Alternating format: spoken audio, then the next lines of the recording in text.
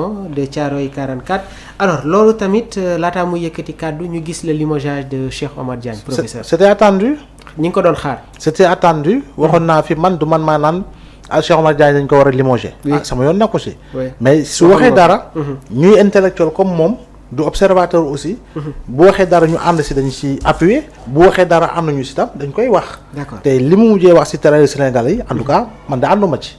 très sincèrement te gouvernement bi tam war na ne ànd na si. àndu ci gannaaw bu porte-parole du gouvernement Moustapha Ndiack Sarr génnee am loo xam ne wax na ko si.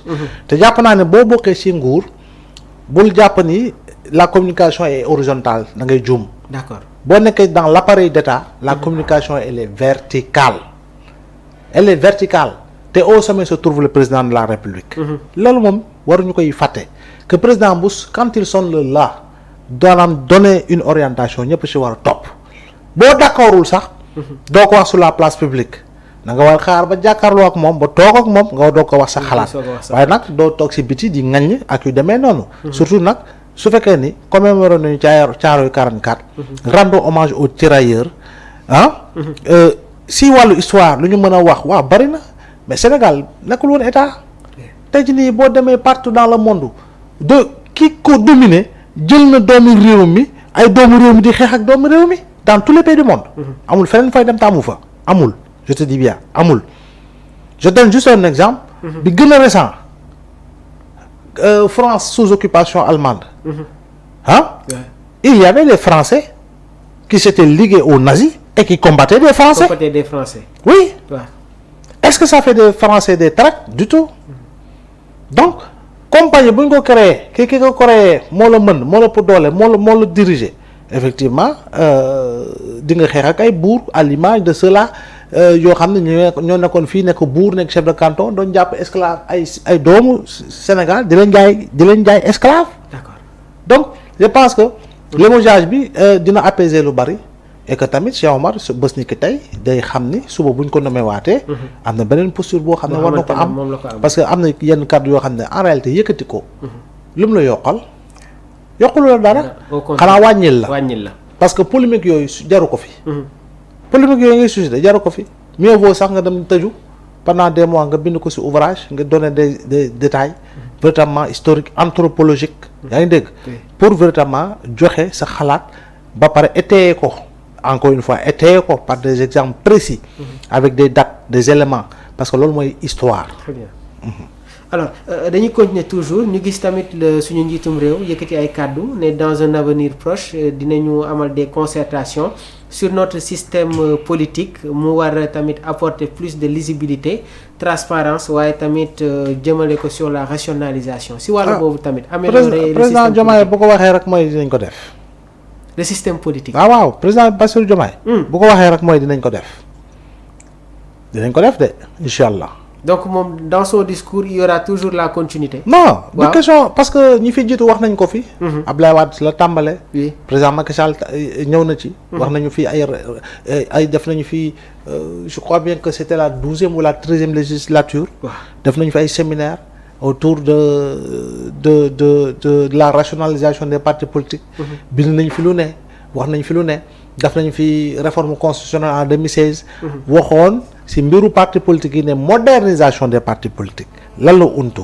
lu mu untu woon. ñu ngi doon jàppoon ni forcément rationalisation.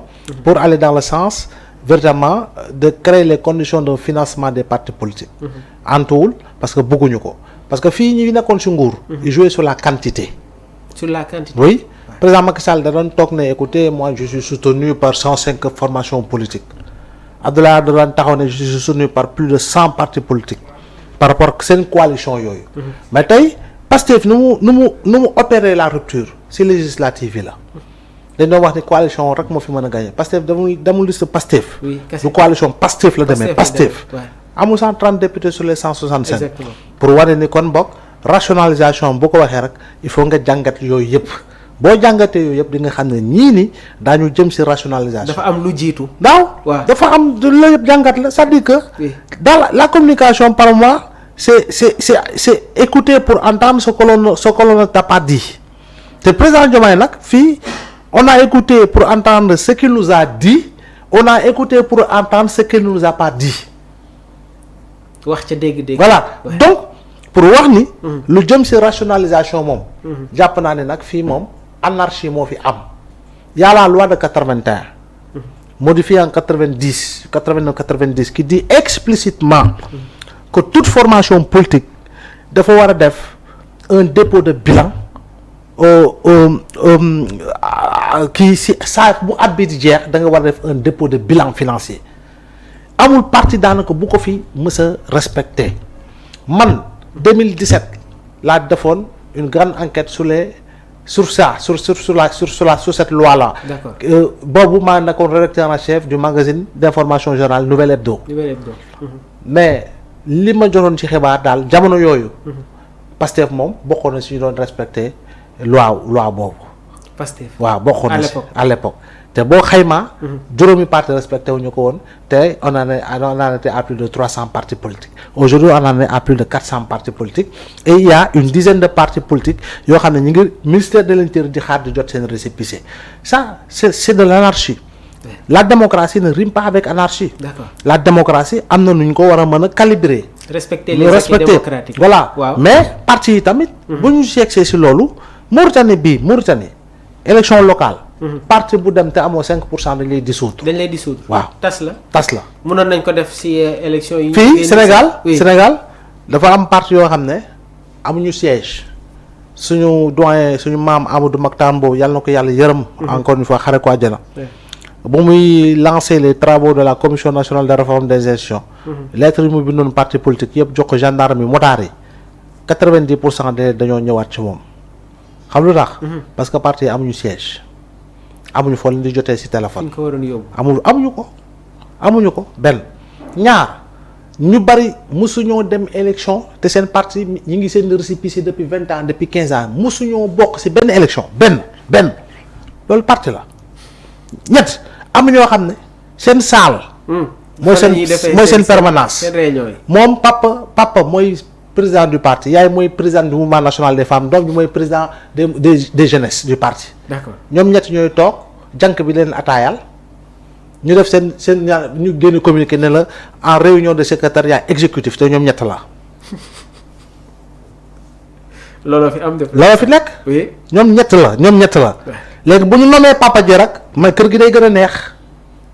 waaw. waaw oui. kër gi day gën a neex. waaw.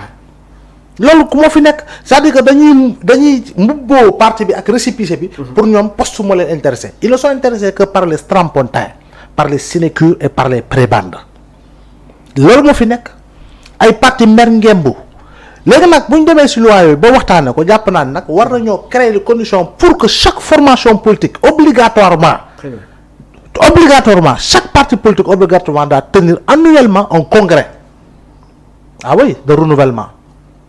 sur 1 an ou sur les 2 ans war nañuy tenir congrès pour véritablement ñu mën a dundal la démocratie interne dans les formations ñu war a mën a dem ci renouvellement des instances par la vente des cartes qui est plus représentatif congrès déterminé ko waaye nag ay président parti yoo xam ne depuis bu ñu créé parti ba tey ñoom ñoo fi nekk ñoo nekk secrétaire général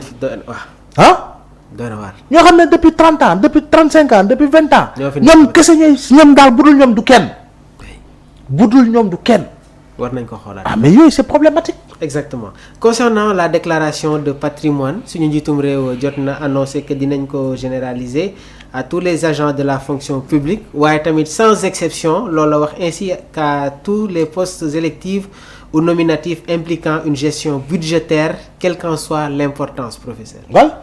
Quelle qu'en soit l'importance. loolu mooy gouvernance économique et financière. Transparence dans la gouvernance économique et financière. D'accord. lu am solo la te loolu nag véritablement c'est une ligne de rupture par rapport ak lu fi doon am xam nga bokkul ministres yoo xam ne dañ leen doon woo pour ñu def déclaration de patrimoine ñuy menacer ki leen woo am na fi de waaw nag lii bu ñu si àddoo daf ko muy loi jàpp naa ni dina nekk mbir bu am solo et dina permettre ñu xeex lépp li nga xam ne dafa soxal enrichissement illicite corruption bi tamit corruption bi surtout wax na si corruption bi mooy suñu feebar laa ilaaha illallaah ay bu ñu xeexee corruption bi dëggantaan oui luy dugg si gafaka ak état kenn du xam ne mu toll dëggantaan corruption bi sonal nañu depuis plus de 20 ans saa bu rapport Transparency International génne Sénégal le Sénégal est dans la zone rouge. moo tax njiitum réew nee na aucune rupture n'est possible dans un environnement de corruption endémique. Non, oui, et nous vivions une corruption endémique. Maintenant, nous devons aller dans le sens de trouver le sérum ou le vaccin. Moi, créer les conditions d'une lutte hardie contre véritablement toute forme de corruption. Mais Mamour, yow ñu buñ la nomé ngay fay ko 5 millions par weer. Oui. Barka Rasulullah yow wóor na leen yow ah. non baax na. Non yow wóor na ma da ngay dox ci ko Grand Dakar yi. Ouais. Di mbit. Non, façon de parler. Oui. C'est juste pour dire que. Ouais. Kon boog doylu dafa war a am. Oui. Vraiment. Doylu dafa war a am. Oui. Doylu dafa war a am. Mais comment peux-tu être dans un poste de responsabilité? Tu as 2 millions, 3 millions, 4 millions, 5 millions, 6 millions. di dem di. ba pare mu jaral la ngay jël lu askan yu bokk moom ko nga koy jël di dugal sa gafagak. Mais c'est extraordinaire. Mais Mamour, quand tu es dans un poste de responsabilité, tu as la confiance véritablement de tes employeurs. Mais looy tiit yow tu es solvable foo dem yàlla dimbali la. Mais bul fàtte ni yow ba jamono ji ngay laal 5 millions parce que dañ la nommé am na koo xam ne dañ ko recruter moom itam di ko fay 75 000. bu fàtte loolu de. muy dund dans la précarité absolue 75 millions yi sax des fois pour mu jot ko mais daw ba dee la te patron bi koy employé mi ngi ak ay immeuble biir Ndakaaru mi ngi dawal ay 4x4 bu koy fay dafa mel ni moom asaka la koy may. c'est-à-dire que dafa mel ni du ñaqam. yooyu itam dafa war a bokk sax si xeex bi. président war ko jël gouvernement war ko jël premier ministre moom dañu ko war a jël à bras le corps. face à ces véreux patrons à ces véreux employeurs. qui sucent le sang de leurs employés. c'est des actes inhumains sax. Oui. Le professeur. Mais je te dis. Oui. Va dans le secteur du gardiennage. À la limite ils vivent un esclavage professionnel. te amuñu sécurité nag. amuñu professeur man am na si ku ma si jot a interpellé mu ne ma ñun amuñu sax droit yor loo xamante ne moom moo ñuy aar. waaw yow ku yore lance-pierre yow lance-pierre lu mu mënoo lance-pierre wala benn yat. yow nga toog si chaise sax nit nga. tu es tellement fatigué. amuloo liy war. nga gëmm nga gis sa superviseur ñëw photo la ñu sanctionné la. te yow teguñu la dans les conditions optimales pour faire à bien ton travail. ah. te lu am yaay responsable. waaw yeneen entreprise yi ay employés di daw si ay wéccit. patron bi nga koy dégg si ay soirée. muy ñu naan la ma ngi ma baatare ay 5 millions. baatare ay 5 millions. jël na avion ma ngay Dubaï di fël-fëlaale. mais non je dis non Mamour li may wax nii. oui c'est ça. c'est ça lu tax tubaab bi. loolu moom waaw lu tax tubaab bi. moom di avancer tubaab bi di jëm kanam. lu tax parce que tubaab bi xamul àq. tubaab bi tiit na si àq tubaab bi ragal na àq. te tubaab bi amaana. xamut yàlla sax bay gëm yàlla si ñenn ñi. yaa ngi dégg. te ñun fii koo si wax mën na barki diw. c'est problématique. waat ay ngan di waat yooyu. moom jaral na ko moom mu tëdd à l'aise chambre këram lépp ñu climatiser ko muy tàq matin soir. muy fay courant lu muy fay si courant par bimestre raw na salaire u 5 employés te iñaane na fay 5 employés di leen dawloo ñuy tegalante ay weer et ces gens-là à défaut de ne pas voir la queue du diable tirent non pas à la queue du diable mais tirent le bout du poil de la queue du diable.